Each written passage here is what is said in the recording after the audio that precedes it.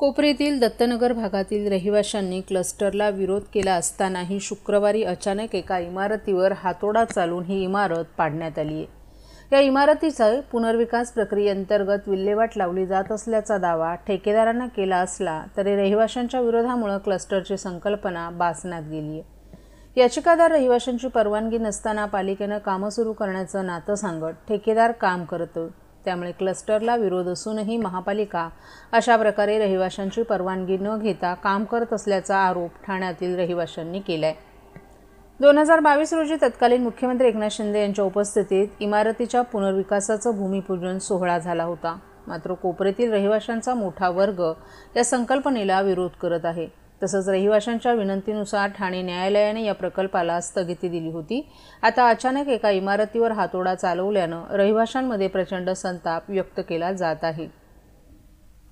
TMC में हमने 120 सभी मेंबर्स का लेटर भी दे चुके हैं, लेकिन ये लोग हमें ज़बरदस्ती डेवलपर और मैनेजमेंट कमेटी ज़बरदस्ती क्लस्टर में डालने के लिए हमें फोर्स कर रहे हैं। और मैनेजमेंट कमेटी के सेक्रेटरी ने कल भी इधर बोला है कि मैं लेटर लिखता हूँ टीएमसी को, और उसको अभी मालूम पड़ा टीएमसी ऑफिसर बोल रहा है कि आपके ऑफिस में डिमोलिशिंग लेटर 2 दिन पहले दिया गया है, लेकिन मैनेजमेंट कमेटी ने हमें इन्फॉर्म नहीं किया है उसके बारे में। और हम आपको ये सब बोल रहे हैं, हम क्लस्टर में कोई भी नहीं जाना चाहता है। हमें बहुत ही इन्होंने पैनिक करके रखा है, हमारे ऊपर बहुत सारे झूठे केसेस भी करते हैं और रोज हैरासमेंट करते हैं। महाराष्ट्रातील भगिनींना आधार देणारी राज्य शासनाची मुख्यमंत्री माझी लाडकी बहीण योजना। या योजनेअंतर्गत अल्प उत्पन्न गटातील 21 ते 65 वयोगटाच्या भगिनींना मिळणार दरमहा 1500 रुपयाची मदत। अर्ज करण्यासाठी 31 ऑगस्ट 2024 पर्यंत मुदतवाढ। कुटुंबाचं वार्षिक उत्पन्न 2.5 लाख रुपयांपेक्षा कमी असलेल्या महिला पात्र। कुटुंबाकडे पिवळं किंवा केशरी रेशन कार्ड असल्यास उत्पन्नाचा दाखला आवश्यक नाही।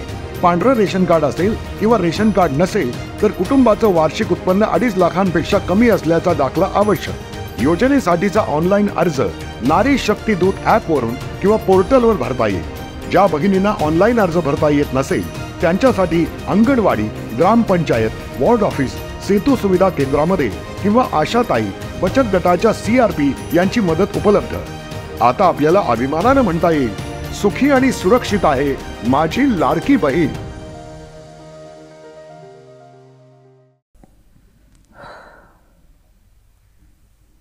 विधानसभा निवडणुकीचा निकाल लागला असून 20 दिवस उलटल्यानंतरही महायुती सरकारच्या मंत्रिमंडळ विस्ताराला मुहूर्त मिळत नसल्याचं चित्र होतं। अखेर महायुतीच्या नेत्यांची दिल्लीवारी, त्यानंतर बैठकांचं सत्र झाल्यानंतर आता मंत्रिमंडळाचा विस्तार नागपूरमध्ये होणार आहे। रविवारी 15 डिसेंबर रोजी महायुती सरकारचा मंत्रिमंडळ विस्तार होणार आहे। मुख्यमंत्री पद सोडल्यानंतर महत्त्वाच्या खात्यांची मागणी करणारे उपमुख्यमंत्री एकनाथ शिंदे यांच्याकडून आपल्या संभाव्य मंत्र्यांची यादी मुख्यमंत्री देवेंद्र फडणवीस यांच्याकडे सोपवण्यात आल्याची माहिती आहे। एकनाथ शिंदे यांनी जुन्या चेहऱ्यांऐवजी नव्या चेहऱ्यांना संधी दिली असल्याची माहिती सूत्रांनी दिली आहे। राज्यात महायुतीला स्पष्ट आणि प्रचंड बहुमत मिळालं। त्यानंतर निकालाच्या जवळपास 13 दिवसांनी 5 डिसेंबर रोजी मंत्रिमंडळाचा शपथविधी झाला होता।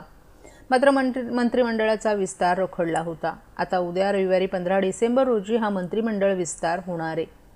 महायुती सरकारच्या मंत्रिमंडळात एकनाथ शिंदे यांनी आपल्या शिलेदारांची नावं निश्चित केली आहेत। राज्य मंत्रिमंडळ विस्तारात शिवसेनेकडून सर्वाधिक नव्या चेहऱ्यांना पसंती देण्यात आल्याची माहिती देण्यात आली आहे। शिवसेनेच्या यादीत अनेक ज्येष्ठ माजी मंत्र्यांना नारळ देण्यात आलाय। महायुतीत भाजपचे आमदार सर्वाधिक असल्यानं त्यांच्या वाटेला अधिक खाती येणार आहेत। भाजपनं मंत्रिपदासाठी आपला फॉर्म्युला ठरवलाय। अनेक ज्येष्ठ नेत्यांना मंत्रिमंडळातून कमी केलं जाणार आहे, त्यांच्यावर पक्ष संघटनेची जबाबदारी टाकण्यात येणार आहे।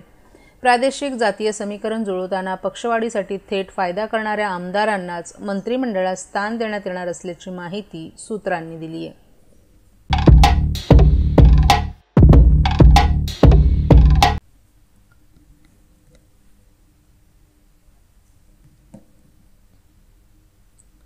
शहराची लोकसंख्या दिवसेंदिवस वाढत असताना त्यांच्या संपत्तीची काळजी घेणाऱ्या ठाणे अग्निशमन दलाच्या वाहनांची अवस्था मात्र दयनीय झाली आहे।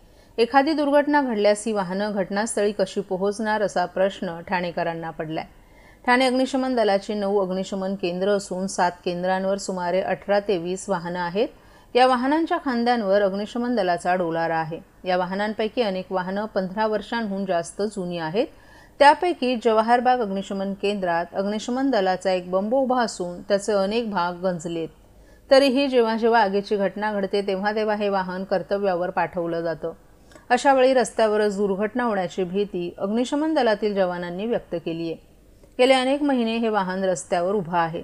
त्याकडे येणाऱ्या जाणाऱ्या ठाणेकरांचं लक्ष जात असून त्या वाहनाच्या कार्यक्षमतेवर प्रश्नचिन्ह उपस्थित करताना दिसून येतात.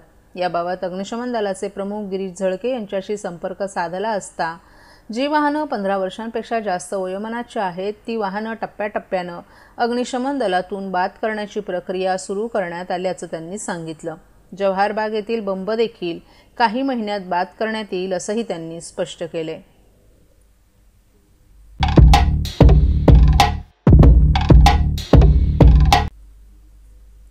आज दत्त जयंतीनिमित्त ठाणे शहर आणि जिल्ह्यातील सर्व दत्त मंदिरांमध्ये भक्तिभावानं पूजा आणि नामस्मरणांचा माहोल पाहायला मिळाला. दिगंबरा दिगंबरा श्रीपादवल्लभ दिगंबरा या जयघोषाने मंदिर परिसर दुमदुमून गेलं होतं. ठाणे शहरातील हरिनिवास सर्कल येथील विठ्ठलसाय्यांना दत्त मंदिरात भाविक भक्तांची मोठी गर्दी दिसून आली. आज पहाटेपासूनच दर्शनासाठी भाविकांनी लांबच लांब रांगा लावल्या होत्या. मंदिराचा परिसर फुलांच्या आरासांनी सजवण्यात आला होता तर रांगोळ्यांनी वातावरण अधिकच मंगलमय झालं होतं. दत्त मंदिरात आज सकाळी अभिषेक आणि पूजा विधीनं उत्सवाला सुरुवात झाली. यानंतर भजन आणि कीर्तनाच्या माध्यमातून भक्तांनी गुरुदत्तांच्या चरणी आपली श्रद्धा व्यक्त केली. काही ठिकाणी महाप्रसाद भंडाऱ्याचंही आयोजन करण्यात आलं होतं. शहरातील प्रमुख दत्त मंदिरांसह छोट्या छोट्या मंदिरांमध्येही भक्तांनी दर्शन घेतलं. दत्त जयंतीच्या निमित्तानं अनेकांनी दत्तचरित्राचं पठण केलं तर काहींनी दत्तनामाचाही जप केला. दत्त जयंतीच्या निमित्तानं ठाण्यातील भक्तिमय वातावरणानं शहराचं तेज अधिकच उजळलं. गुरुदत्ताच्या चरणी समर्पित होण्यासाठी ठिकठिकाणाहून भाविक दाखल झाले. यामुळे उत्सव मोठ्या आनंदाने आणि भक्तिभावानं साजरा करण्यात आला.